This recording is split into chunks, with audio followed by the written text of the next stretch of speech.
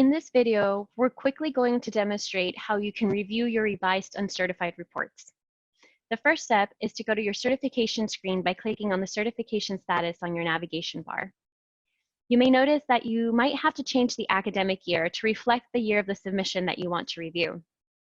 In the middle of your screen, you'll see all of the different submissions that are available to you. You may also realize that none of your revision statuses say revised uncertified, and that's all right. Click on the submission that you want to review. The revision status that shows on this screen is what's going to appear at the top of your certification detail screen. And there are two fields that we want to pay attention to when we're switching revision statuses. First one, of course, being the revision status field, and the second one being the revision create date.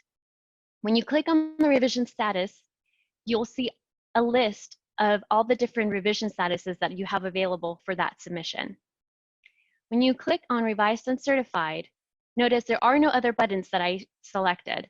The screen is automatically refreshing itself, and this is where the revision create date becomes really important.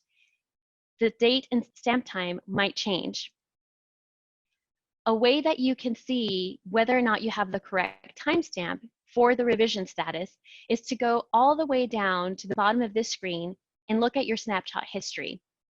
Snapshot History is going to list all of the different revision statuses that you have available for your submission and the date and timestamp in which they were created. So for example, I know that my latest Revised and Certified was created on this date and on this timestamp.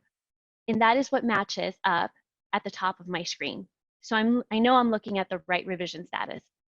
The benefit of reviewing your Revised and Certified report is that in the event that you already have an approved status and you want to continue submitting files and posting them to CALPADS, you don't have to disapprove. You can just simply come to your Revised and Certified and know that your reports, your fatal and warning errors are based off of the latest and greatest data that you have posted in ODS.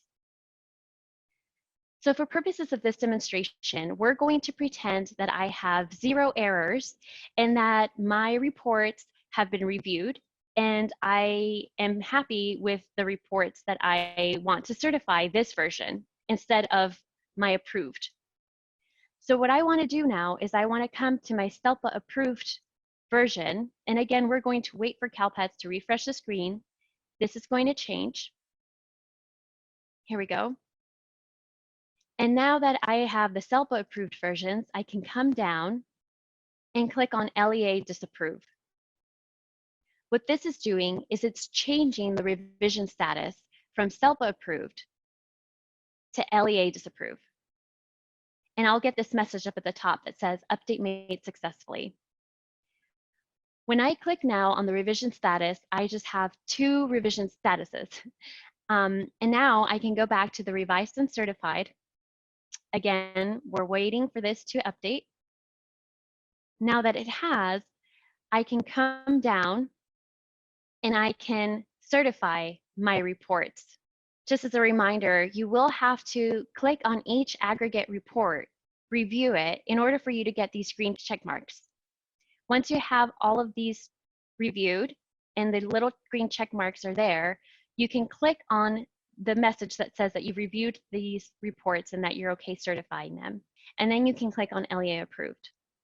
If you're not ready to do this step yet, but you know that these are the reports that you want to certify, you can always go to the top of the screen and click on In Review Uncertified. This checkbox freezes these versions of the reports. But for now, we're going to pretend that I am ready and I'll click on LEA approved. Again, the LEA approved button is giving me a new version, a new revision status. So I'm waiting for CALPADS to reload and see now I have a new revision status that says LEA approved. This is the only status that I have left. My SELPA will get notified and I am on my way to have end of year 4 certified.